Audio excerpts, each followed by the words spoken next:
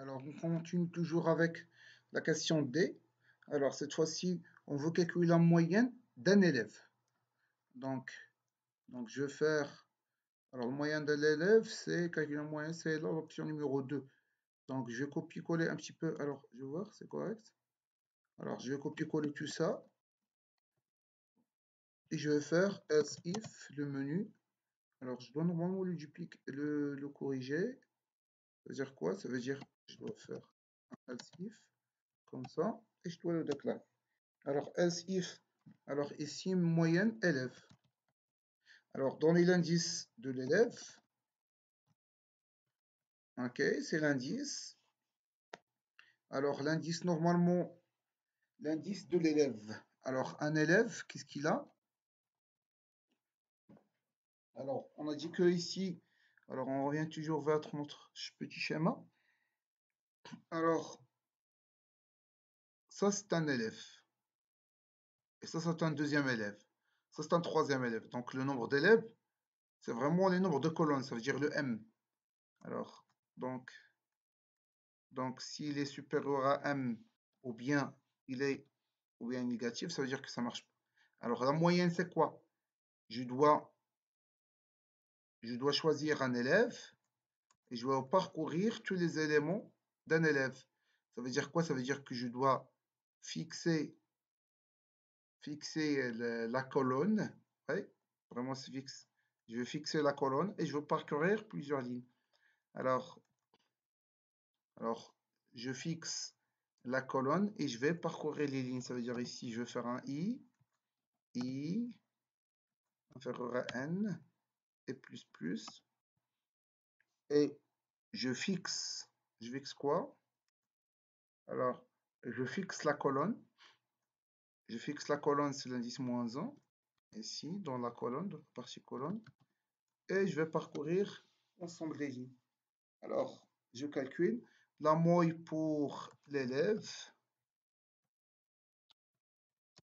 d'indice pourcentage D et pourcentage F.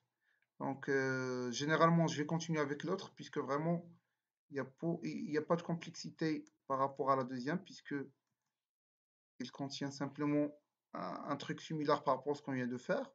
Donc, je vais voir maintenant, dernier cas de figure. Alors maintenant, il demande de déterminer la meilleure et la moins bonne note dans chaque matière. Donc, pour chaque matière, on veut calculer le min et le max. Alors, pour pouvoir calculer dans chaque matière le min et le max, comment je vais faire? Alors, donc pour chaque matière, je dois calculer mon max. Donc, je dois avoir un tableau de 2 dimensions qui contient quoi? Qui contient 2 cases, minimax. Donc, pour chaque matière. Donc, pour chaque matière, je dois avoir un tableau.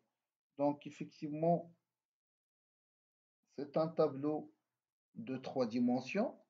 La première dimension, ça sera les matières. Et pour chaque matière, je dois avoir 2 valeurs. Voilà. Je vais le faire. Alors, je vais déclarer un float, synthèse de 3 pointeurs.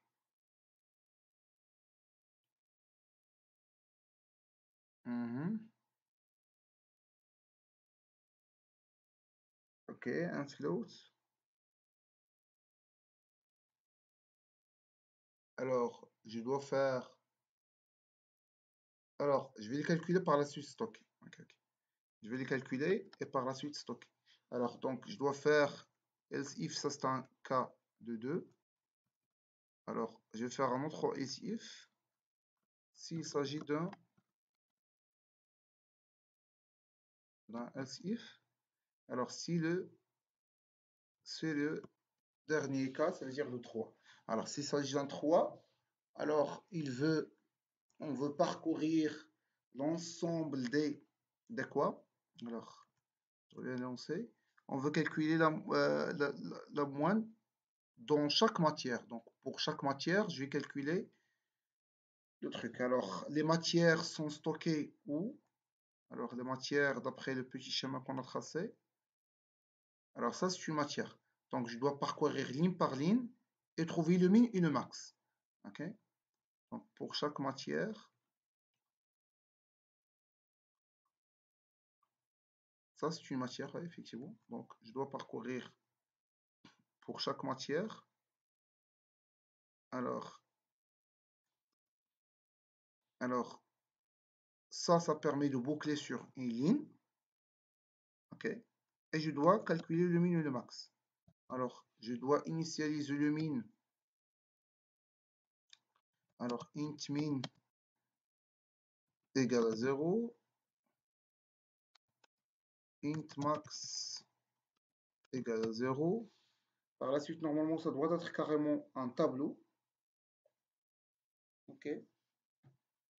OK. Alors, le min et le max, comment je vais faire? Alors, if not, alors ça c'est de i. Ça, c'est pour une note. Alors, sans oublier d'ajouter une autre boucle for j pour que je puisse boucler matière par matière. Alors, sur plutôt les notes d'une matière. Alors, ça, c'est les i. Ça, c'est une seule boucle sur une seule matière. Mais moi, normalement, je dois boucler matière par matière. C'est-à-dire comme ça. Alors, je vais faire un petit décalage. Et je dois voir. Alors, je dois faire, alors, je dois déclarer un tableau, synthèse, qui contient quoi? Donc, float synthèse, de combien? Normalement, par exemple, ici, on a n matières, ça doit être aussi n matières. Donc, malloc, alors, je vais prendre le malloc sizeof. Alors, si, je vais le faire aussi, comme ça.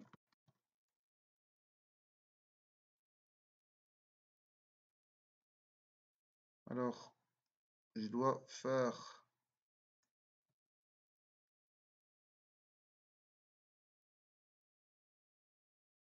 alors, synthèse égale à malloc n fois sizeof.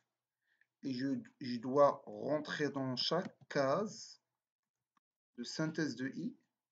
Je dois choisir deux cases. Donc, c'est un tableau qui contient n cases et dans chaque case, il y a deux éléments. Le deux éléments, ça veut dire le min et le max. Alors ici, je dois déclarer un double pointeur. Donc, double pointeur, par la suite, un point virgule et synthèse égale. Donc voilà. Alors, voilà, ça permet de allouer n cases. Au sein de chaque case, il y a deux paramètres. Alors, je vais rentrer. Alors, maintenant, je dois par défaut initialiser tous les synthèses de i par une valeur 0, puisque la note minimum et la note maximum, que ce soit un minimum et maximum. Alors, je vais faire une petite boucle for, juste pour initialiser. Alors, for i.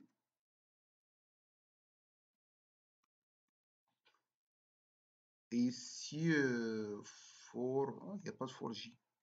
Ici, il n'y a pas de for j. Alors, je vais faire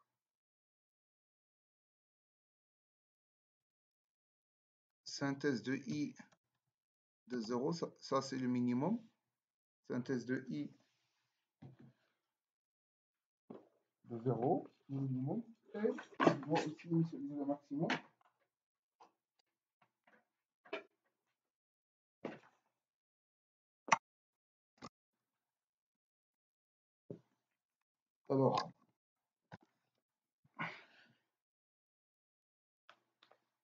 Alors normalement, je dois prendre un minimum par millicase, je dois l'initialiser une case par millicase, sinon pas par 0, parce qu'éventuellement il n'y a pas une valeur inférieure à 0, ça va donner automatiquement 0, sachant que 0 n'existe même pas. Alors, je dois initialiser, ça c'est le minimum, par exemple, première case, et deuxième case, c'est le maximum. Alors, pour chaque case, qu'est-ce que je dois prendre? Je vais prendre note de I0. Donc, j'initialise aussi avec la première case. Et le maximum. Donc, je prends dans un premier temps le min égal à le max, il n'y a pas de problème. Sachant ici le 1. OK. Donc, pour chaque case, je prends le minimum égal au maximum égal à la première note. Donc, juste pour initialiser le tableau de synthèse. Alors, maintenant, je rentre. Donc, si, alors, if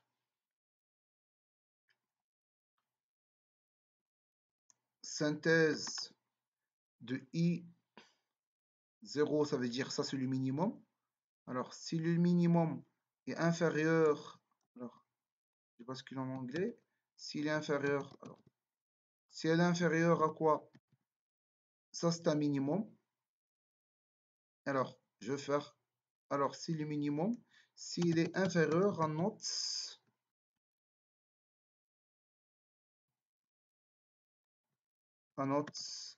de IJ. Alors, si la synthèse de I0, ça veut dire ça, c'est le minimum. Elle est supérieure normalement. Normalement, c'est le supérieur.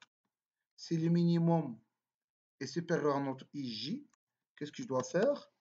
Là, la note IJ devient, alors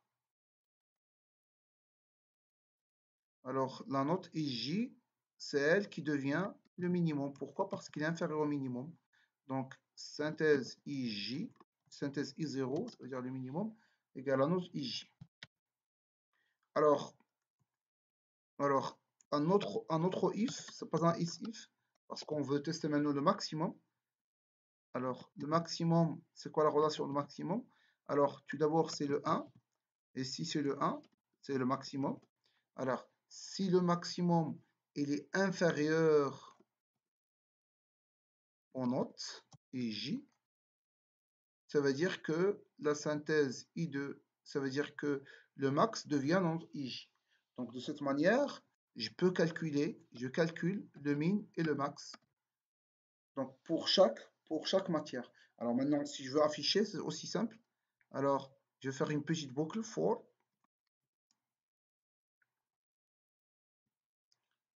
For, elle est là, avec la fermeture, sans oublier sa fermeture.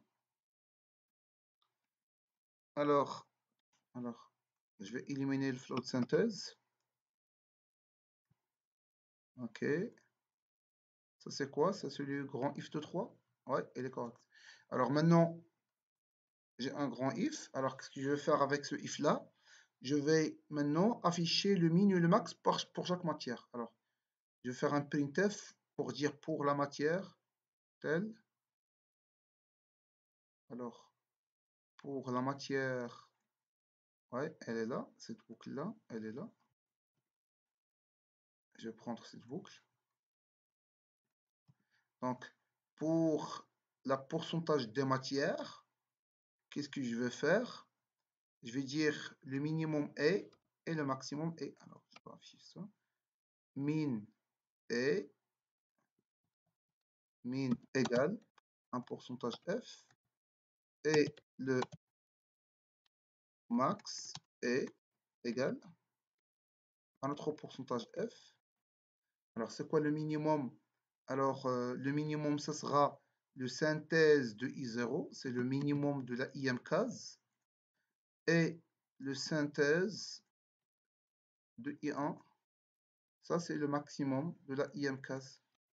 Alors, sans oublier un petit slash n, on va voir. Alors, tonne. Alors, j'ai 2 élèves, j'ai 2 matières et 3 élèves. Alors, je veux le min et le max par quoi? Par matière. Donc, je vais choisir le 6e matière par matière, donc le 1.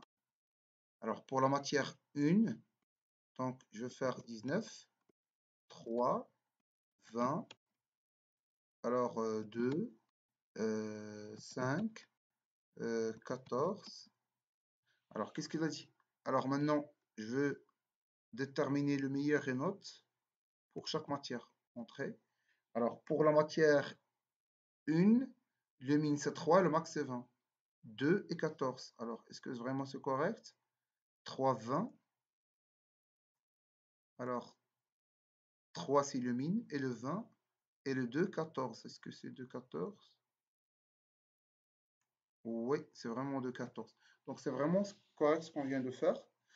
Et par rapport à la dernière consigne, à savoir libérer la mémoire du tableau, c'est juste un simple free.